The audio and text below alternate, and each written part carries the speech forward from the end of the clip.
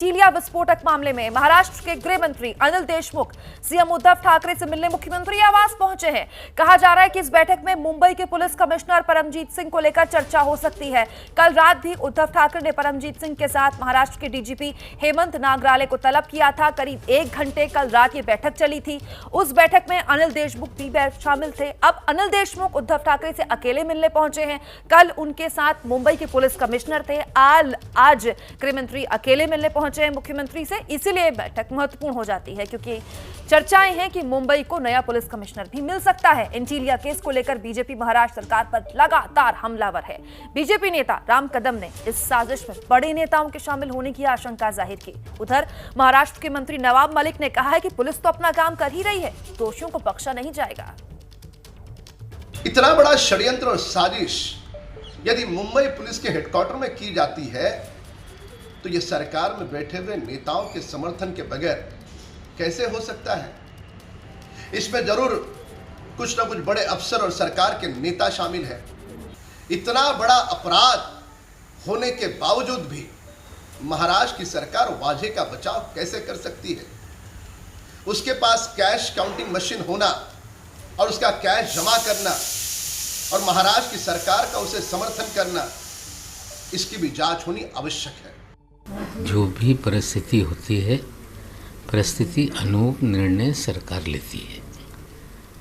अगर कोई अधिकारी गलत करता है तो निश्चित रूप से उस पर कार्रवाई होनी चाहिए, लेकिन जब जांच चल रही है तो सबकी जिम्मेदारी बनती है कि जांच को भटकाने का या कुछ अलग दिशा देने का, चाहे विपक्ष हो, चाहे सत्ताधारी लोग हों या और कोई हो, वो कहीं ना कहीं उससे बचे। हम ये उनको सलाह देते हैं। इन सब के बीच एंटीलिया केस में बड़ा अपडेट यह है कि विस्फोटक वाली स्कॉर्पियो के मालिक मनसुख हिरेन की डाइटम बोन रिपोर्ट पॉजिटिव आई है। आसान भाषा में अगर आपको समझाएं तो हिरेन जब पानी में गिरे तो वो जिंदा थे, ये रिपोर्ट ये कहती है, क्योंकि उनके फेफड़ों में खाड़ी का पानी मिला है। इस रिपोर्ट के आधार पर कहा जा रहा है कि मनसुख जब रेती बंदर खाड़ी पहुंचे तो वो जिंदा थे। 5 मार्च को इसी खाड़ी में मनसुख का शव मिला था। तब कहा गया था कि उसने खुदकुशी की, लेकिन बाद में एटीएस ने हत्या का मुकदमा दर्ज किया। मनसुख हिरेन की पत्नी लगातार अपने पति की हत्या का आरोप लगाती रही हैं। इस पूरे मामले में ताजा अपडेट क्या है, खबर तह तक पहुंचाने के लिए हमारे 3 संवाददाता हमारे साथ मौजूद हैं। इस वक्त मुंबई से सीधे हमारे साथ जुड़ गए हैं 3 संवाददाता। रौनक कुकड़े आपको राजनीतिक हलचल की हर अपडेट देंगे। एनआईए की जांच कहां तक पहुंची है बताएंगे हमारे संवाददाता सूरज ओझा, और मृत्युंजय सिंह भी हमारे साथ मौजूद हैं। रौनक, सबसे पहले आपके पास गृह मंत्री और मुख्यमंत्री के बीच बैठक चल रही है, क्या खत्म हो गई या अभी भी चल रही है, कुछ निकल कर आया? जी देखिए कुमकुम, ये बैठक खत्म हो गई है क्योंकि 1 घंटे पहले गृह मंत्री अनिल देशमुख सीएम आवास पर पहुंचे थे। मुख्य तौर पर आपको बता दें कि फिलहाल प्रधानमंत्री नरेंद्र मोदी के साथ जो वीडियो कॉन्फ्रेंस कोरोना के मुद्दे पर चल रही है उसमें शिरकत उद्धव ठाकरे ने की है। तो ये बैठक जो है कुल मिलाकर खत्म हो गई है, लेकिन अब तक अनिल देशमुख जो है वो सीएम आवास से बाहर नहीं आए। आपको बता दें कुमकुम की इस पूरे मामले में जिस तरह से महाराष्ट्र सरकार प्रेशर में है, एंटीलिया के सामने जिस तरह से गाड़ी में विस्फोटक मिले थे, उसके बाद से ही महाराष्ट्र सरकार पर यह दबाव बन रहा है कि मुंबई के पुलिस कमिश्नर परमवीर सिंह को इस पूरे मामले को जिस तरह से उन्होंने हैंडल किया तो क्या उन पर गाज गिर सकती है। एनसीपी की ओर से लगातार दबाव बनाया जा रहा है कि परमवीर सिंह को हटा दिया जाए, लेकिन इस पूरे मामले पर आखिरी फैसला जो है वो मुख्यमंत्री उद्धव ठाकरे लेंगे। कल परमवीर सिंह ने मुख्यमंत्री से मुलाकात की और इस पूरे मामले की जो भी अपडेट थी और उनका जो भी इस पूरे मामले पर कहना था वो पूरी बात अपनी जो है उन्होंने मुख्यमंत्री के सामने रखी है। देखना दिलचस्प होगा कि क्या आज शाम तक इस पूरे मसले पर कोई फैसला होता है या नहीं, क्योंकि आखिरी फैसला उद्धव ठाकरे को लेना है। जी कुमकुम। बिल्कुल, इन सब के बीच एक ताजा अपडेट जो अभी मृत्युंजय हमने अपने दर्शकों को दिया। हिरेन मनसुख की जो रिपोर्ट है वो ये बताती है कि जब वो खाड़ी के पास पहुंचे तो वो जिंदा थे, पानी में डूबे तो वो तब तक जिंदा थे जब तक वो पानी के करीब नहीं आए। ये रिपोर्ट आगे जांच को कैसे प्रभावित करेगी, एनआईए को कैसे मदद करेगी?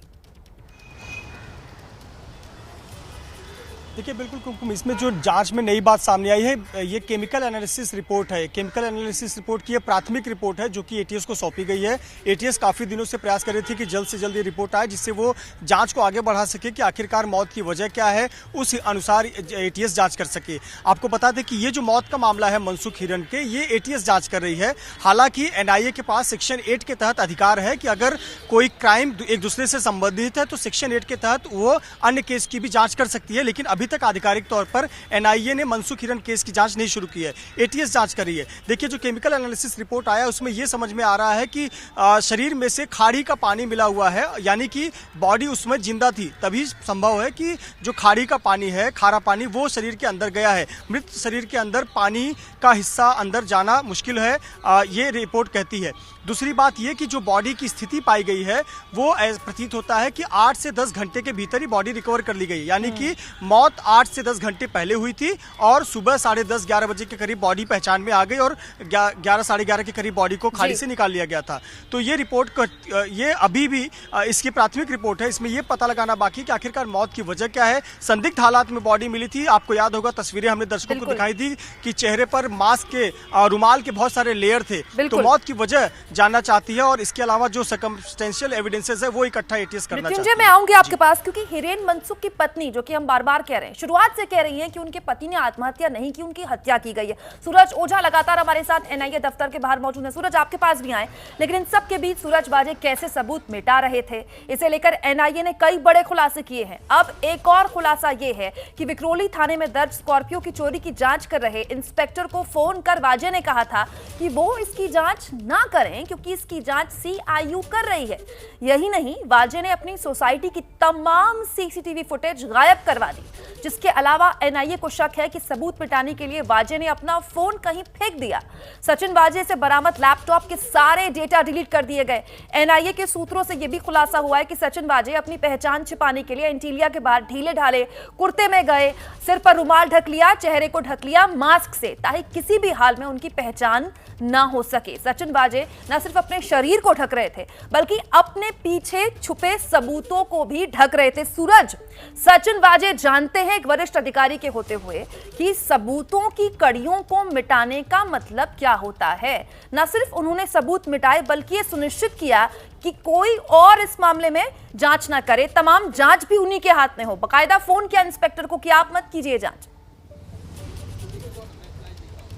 जी बिल्कुल कुमकुम, ये आरोप तो बहुत सामने आए हैं क्योंकि हमारी कुछ लोगों से बात हुई तो उन्होंने कहा कि जिस तरह से जब ये इंसिडेंट हुआ तो जांच अधिकारी सचिन वाजे थे, उसके बाद जब वो थाने से मुंबई की तरफ आए वो अपने साथ मनसुख हिरेन को पुलिस स्टेशन क्राइम ब्रांच लाते थे स्टेटमेंट रिकॉर्ड करने के लिए, बाद में अपने साथ ही लेकर जाते थे वापस से थाने।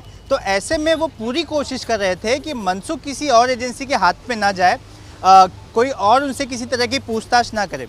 आरोप ऐसा भी है कि जब एटीएस के अधिकारी मनसुख से पूछताछ कर रहे थे उस वक्त सचिन वाजे ने उनको कहा कि जब ये जांच मेरे पास है तो आप क्यों पूछताछ कर रहे हैं। साथ ही उन्होंने ये भी कहा कि आप अगर ज़्यादा उनको टॉर्चर करेंगे तो वो आपके खिलाफ शिकायत भी कर सकते हैं। तो इस तरह से माहौल बनाया जा रहा था। वाजे पूरी तरह से प्रोटेक्ट कर रहे थे कि मनसुख हिरेन किसी और एजेंसी के पास न जाए। और आपको कुमकुम एक और बात बता दूं, अब से कुछ देर पहले ही रियाजुद्दीन काजी वापस से एनआईए के कार्यालय में आए हैं उनका स्टेटमेंट रिकॉर्ड करने के लिए। रियाजुद्दीन काजी वही एपीआई हैं जो सीआईयू में सचिन वाजे की टीम में थे और उनकी हस्ताक्षर वाले लेटर जिस सोसाइटी में भेजा गया था, मतलब जहां पर वजे रहते थे वहां का डीवीआर लेने के लिए जिस एपीआई के हस्ताक्षर वाली चिट्ठी भेजी गई थी, वही ऑफिसर को आज तीसरी बार वापस से स्टेटमेंट के लिए बुलाया गया है। तो जाहिर सी बात है एनआईए ने अब जांच का दायरा और भी बढ़ा दिया है और उनकी जांच की गति भी बढ़ गई है।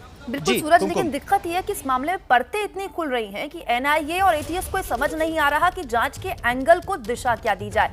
मुंबई अंबानी के घर एंटीलिया के बाहर मिले विस्फोटक केस के तार अब सुलझते नहीं उलझते दिख रहे हैं। मामले की जांच कर रही एनआईए ने काली रंग की मर्सिडीज को जब्त किया है। इस कार में जांच टीम को स्कॉर्पियो की असली नंबर प्लेट मिली है। इसके साथ ही मर्सिडीज से सचिन वाजे के कपड़े और एक केरोसिन की बोतल मिली है। उधर एनआईए के सूत्रों के हवाले से जो खबर हमको मिल रही है वो ये है कि जिस विस्फोटक भरी स्कॉर्पियो के पास इनोवा कार को पार्क किया गया था उसे सचिन वाजे चला रहे थे, जबकि विस्फोटक भरी स्कॉर्पियो को सचिन वाजे की टीम के लोगों ने बाकायदा पार्क किया। इसीलिए सुबह से एबीपी न्यूज लगातार जो कह रहा है वो ये कि सचिन वाजे ही नहीं, उन्हीं की टीम के 2 लोग इस पूरे कारनामे में उनके साथ थे।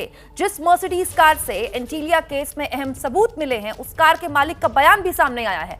कार के मालिक ने कहा है कि उन्होंने अपनी कार काफी पहले बेच दी थी। गाड़ी मेरी थी, अभी मेरी गाड़ी है नहीं, और इस सब मैटर में मेरा कोई रोल है नहीं। और गाड़ी मैंने मिडल ऑफ फरवरी में कार्स 24 को ऑलरेडी सोल्ड आउट कर दी है। अभी तक मुझे कोई ऑफिशियल एनआईए पर्सन या लोकल पुलिस किसी की तरफ से कॉल नहीं है, बट अगर ऐसा कुछ आता है तो मैं 100% उनको कोऑपरेट करूंगा और जो कुछ डॉक्यूमेंटेशन उनको चाहिए वो मैं सारे प्रोवाइड करूंगा। न सिर्फ सबूत मिटाए सचिन वाजे ने, बल्कि क्राइम सीन को भी प्रभावित करने की कोशिश की। अब आपको दिखाते हैं स्कॉर्पियो कांड में कैसे ये काली मर्सिडीज सचिन वाजे के गुनाह का राज खोलने वाली महत्वपूर्ण कड़ी बनती जा रही है। काली मर्सिडीज से एनआईए को कई ऐसी चीजें मिली हैं जो बड़ी साजिश का इशारा करती हैं। ये ने आज एक ब्लैक कलर की मर्सिडीज बेंज को सीज किया है, जिस सीजर में जो स्कॉर्पियो पे नंबर प्लेट थी उसको रिकवर किया है। 5 लाख से ज्यादा कैश रिकवर किया है, एक नोट काउंटिंग मशीन रिकवर की है, कुछ कपड़े रिकवर किए हैं। इसके अलावा मर्सिडीज से कुछ और चीजें बरामद हुई हैं जिन पर शक है कि वाजे ने उनका इस्तेमाल सबूत मिटाने के लिए किया है। एनआईए सूत्रों के मुताबिक मर्सिडीज से केरोसिन की बोतल भी बरामद हुई है। वाजे के ड्राइवर शेलार के मुताबिक केरोसिन से ही वाजे ने पीपीई किट जलाई थी। पीपीई किट के अंदर वाजे ने चेक टी शर्ट पहनी थी, वो भी मर्सिडीज से बरामद हुई है। ये गाड़ी सचिन वाजे चलाते थे। ये किसकी गाड़ी है इसके बारे में अभी जांच चल रही है। गाड़ी के बारे में कहा जा रहा है कि महाराष्ट्र के धुले की है, लेकिन अभी इसकी जांच हो रही है। मर्सिडीज जांच में इसलिए अहम है क्योंकि बताया जा रहा है कि इसी मर्सिडीज में मनसुख हिरेन आखिरी बार दिखे थे। एनआईए जांच कर रही है कि क्या मर्सिडीज का क्राइम में भी इस्तेमाल हुआ है। आपको याद होगा स्कॉर्पियो कार के पास एक शख्स की सीसीटीवी फुटेज सबसे पहले एबीपी न्यूज ने ही आपको दिखाई थी। शक है कि वो शख्स सचिन वाजे हैं। अब उसे लेकर एक और बड़ा खुलासा हुआ है। एनआईए सूत्रों के मुताबिक ये शख्स सचिन वाजे हो सकता है। एबीपी न्यूज ने ही सबसे पहले ये तस्वीरें आप तक पहुंचाई थी। तब कहा जा रहा था कि पहचान छिपाने के लिए शख्स ने पीपीई किट पहनी है, लेकिन अब एनआईए के सूत्रों की माने तो सचिन वाजे ने उस दिन पीपीई किट नहीं पहनी थी। एनआईए सूत्रों के मुताबिक वाजे ने उस दिन सफेद और ढीला पूरे हाथ वाला कुर्ता पहना था और इसके साथ पैजामा भी पहना था ताकि दूर से सीसीटीवी में वो पहचाना न जाए। तस्वीरों में वाजे ने बड़े रुमाल से अपना सिर ढका है ताकि उसकी पहचान उजागर न हो। साथ ही वाजे ने चेहरा छिपाने के लिए मुंह पर बाकायदा बड़ा मास्क भी पहना है ताकि आंख के अलावा पूरा चेहरा ढका रहे। एनआईए के सूत्रों ने बताया कि वाजे को पता था कि अगर वो पीपीई किट में बाहर निकलेगा तो लोगों की नजर में आ जाएगा। सचिन वाजे का साथ देने के आरोपों की जद में विक्रोली पुलिस स्टेशन भी है। मुंबई पुलिस के एक सीनियर अधिकारी ने एबीपी न्यूज को बताया कि मनसुख की स्कॉर्पियो की चोरी का मामला विक्रोली थाने में ही दर्ज हुआ था। इसमें पुलिस ने बिना गाड़ी के मालिक के आए ही एफआईआर दर्ज कर ली थी। शक है कि किसी ने पुलिस को फोन कर नियमों को ताक पर रखकर एफआईआर करने को बोला था। इस मामले में इंटरनल जांच के आदेश दे दिए गए हैं। तो कड़ी दर कड़ी एनआईए इस पूरे मामले को सुलझाने की जोर आजमाइश कर रहा है। सीधे लिए चलते हैं आपको हमारे सहयोगी सूरज ओझा हमारे साथ जुड़ गए। सूरज, हर क्राइम का, हर अपराध का एक मोटिव होता है। क्यों किया गया मोटिव, ये तो पता चल गया है कि किसने किया है, लेकिन सचिन वाजे ने क्यों किया ये सब, किसके कहने पर किया? देखिए, अब तक एनआईए को सचिन वाजे कुछ बता ही नहीं रहे हैं, क्योंकि सचिन वाजे खुद भी एक पुलिस अधिकारी है। उन्हें पता है कि इन्वेस्टिगेशन को कैसे डाइवर्ट किया जा सकता है, कैसे क्वेश्चंस को हम अवॉइड कर सकते हैं। इस पूरे ये ऐसी चीज़ है जिसमें वो काफ़ी एक्सपर्ट है। एनआईए के सूत्र बताते हैं कि उन्होंने कभी भी ये बताया नहीं अब तक कि इस केस में को-कॉन्स्पिरेटर कौन है, कौन कौन इन्वॉल्व है। इम्पॉर्टेंट बात यह है कि वो अब तक मोटिव क्लियर नहीं कर रहे हैं कि आखिर इतनी बड़ी वारदात जिसके चलते पूरी महाराष्ट्र में राजनीति तेज हो गई और हर कोई जानना चाहता है कि आखिर ऐसा क्यों किया। वजह इस पर चुप्पी साधे हुए हैं। लगातार जब से कस्टडी एनआईए के पास है, रोजाना घंटों तक सचिन वाजे से एक्सपर्ट्स की टीम पूछताछ करती है। एनआईए के बड़े बड़े अधिकारी दिल्ली से मुंबई आए हैं सिर्फ इतना जानने के लिए कि आखिर मोटिव क्या हो सकता है, लेकिन वो क्लियर नहीं हो पा रहा है। ऐसे में अब एनआईए ने दूसरा पैतरा इस्तेमाल करना शुरू किया है, वो सर्कमस्टेंशियल एविडेंस को जमा कर रही है। ये सर्कमस्टेंशियल एविडेंस जो होंगे वो सजा दिलाने में काफ़ी उनकी मददगार होंगे, लेकिन मोटिव जानने के लिए उन्हें और भी लोगों की जरूरत पड़ेगी, जिसके लिए अलग अलग लोगों को स्टेटमेंट के लिए बुलाया जा रहा है। बिल्कुल, आप लगातार नजर बनाए रखिए सूरज, आगे भी अपडेट आपसे हम लेते रहेंगे।